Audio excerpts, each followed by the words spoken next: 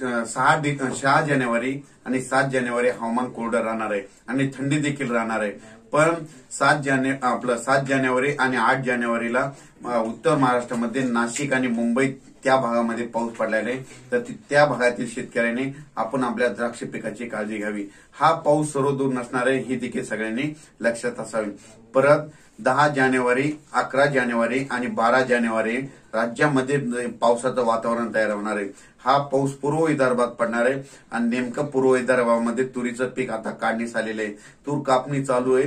सर्व शेतकऱ्यांनी आपण आपल्या कापलेल्या तुरीची योग्य झाकून ठेवण्याची तयारी ठेवा, नसा 10 तारखेच्या आत काढून घेण्याची तयारी ठेवावी व आपण आपल्या पिकाचं संरक्षण करावे। आणि हा पाऊस गेल्याच्या नंतर लगेच वातावरणामध्ये धुळी येत असते, म्हणून सर्व शेतकऱ्यांनी कांदा असेल किंवा गहू असेल तर गव्हाला देखील एखादी बुरशीनाशकाची फवारणी करून घ्यावी।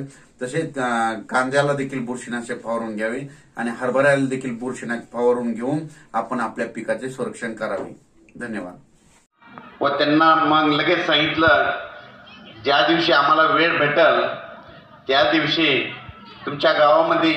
मी गंगाधर रामदास चौतमाल, राहणार कोळी, इथला एक शेतकऱ्याचा मुलगा असून आज कोळी येथे माननीय प्रसिद्ध हवामान तज्ज्ञ व शेतकऱ्याला अचूक मार्गदर्शन करणारे, वेळोवेळी शेतकऱ्याचं नुकसान वाचवणारे असे प्रसिद्ध हवामान तज्ज्ञ माननीय श्री पंजाबरावजी डग साहेब यांचं कोळी नगरीमध्ये आज शेतकरी शिबिर संपन्न झालेलं आहे। शेतकरी मार्गदर्शन शिबिर संपन्न झालेलं आहे। पंजाबराव डग साहेब हे वेळोवेळी शेतकऱ्याला मार्गदर्शन करतात।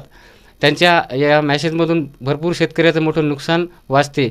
असेच काही मॅसेज आमच्या गावातील ग्रुपवर फॉरवर्ड व्हायचे। मी ते त्यांचे सरांचे मॅसेज इतर शेतकऱ्यापर्यंत पोहोचण्याचं काम करत गेलो। त्यामुळे मला कोळीमध्ये पंजाब डग या टोपण नावाने सुद्धा या ठिकाणी ओळखतात।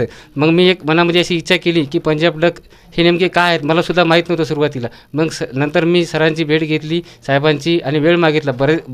खूप दिवसांच्या प्रतीक्षेनंतर कोळीमध्ये या ठिकाणी मला साहेबांनी वेळ दिली, त्याबद्दल मी त्यांचे अत्यंत आभारी आहे। त्याबद्दल त्यांचे मी खूप आभारी आहे। एवढे बोलून मी माझे 2 शब्द संपवतो। जय हिंद, जय महाराष्ट्र। आज या ठिकाणी या मार्गदर्शन मेळाव्याच्या त्या कार्यक्रम जो